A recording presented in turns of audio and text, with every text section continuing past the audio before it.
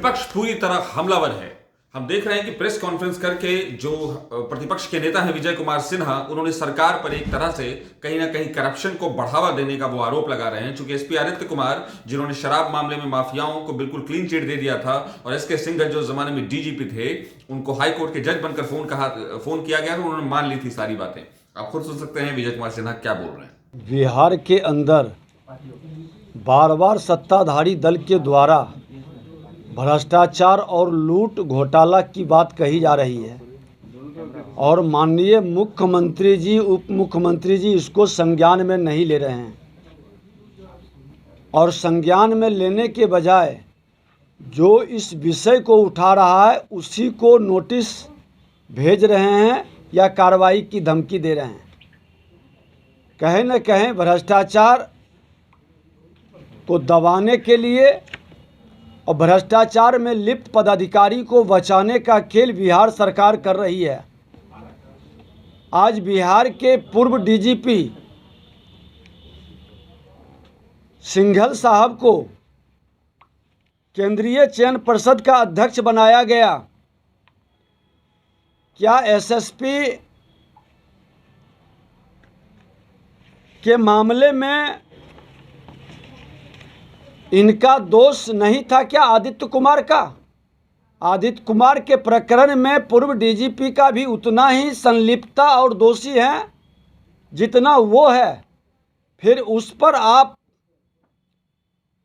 गिरफ्तारी का वारंट जारी करते हैं और इनको क्लीन चिट दे देते हैं और इनको आप पुरस्कृत कर करके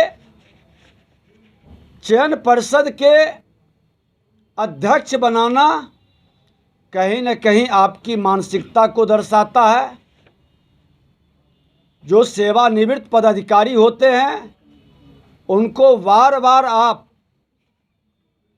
समयावधि विस्तार करके पुरस्कृत करते हैं ताकि आपके किए हुए पाप को वो छुपा सके,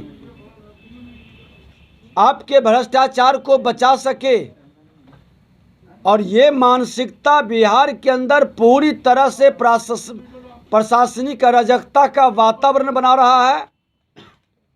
भ्रष्टाचार चरम पर पहुंच रहा है और दोनों दल सत्ता में जो बैठे 7 दल हैं उसमें 2 दल जो प्रत्यक्ष रूप से नूरा कुश्ती कर रहे हैं लोगों को ध्यान भटकाने के लिए, एक दूसरे को ठगने और दबाव में लाने के लिए, और बिहार के अंदर भ्रष्टाचार को चरम पर पहुंचाने में इन दोनों की भूमिका है। इस मामला को लेकर कुछ लोगों ने हाईकोर्ट के अंदर भी गए हैं और माननीय मुख्यमंत्री जी बताना चाहेंगे कि जिस पदाधिकारी पर कार्रवाई होनी चाहिए, जिसको जेल में बंद होना चाहिए, उस पदाधिकारी को आप पुरस्कृत क्यों कर रहे हैं? और कई पदाधिकारी को आप इस तरह के वातावरण में सेवानिवृत्ति के बाद विस्तार देने का और उसके द्वारा किए गए गलत कार्यों का बचाने का खेल क्यों बिहार में हो रहा है? और भ्रष्टाचार के संदर्भ में आपके ही विधायक बोल रहे हैं, पूर्व मंत्री बोल रहे हैं, प्रत्यक्ष अप्रत्यक्ष ढंग से सत्ता से जुड़े कई लोग बोल रहे हैं। तो अपराध भ्रष्टाचार को रोकने की बजाय आप लोग अलग अलग एजेंडा क्यों तय कर रहे हैं और अलग अलग एजेंडा पर लोगों को भटकाने का खेल क्यों हो रहा है? अब इतना यानी कि पूरी तरह से लड़ाई चल पड़ी है। हर मोर्चे पर पक्ष और विपक्ष एक दूसरे को घेर रहे हैं और जो बात सबसे ज्यादा उभर कर सामने आ रही है वो है बयानात। यानी कहीं बयानात हो रहे हैं, कहीं प्रेस कॉन्फ्रेंस हो रहे हैं, लेकिन सरकार यानी सत्ता और विपक्ष एकदम एक दूसरे के आमने और सामने हैं।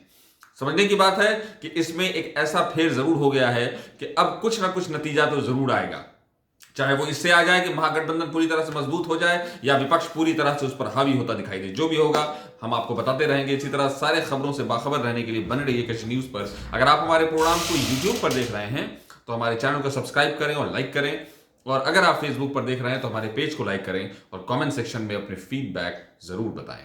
खबरों से बाखबर रहने के लिए बने रहिए कशिश न्यूज़ पर।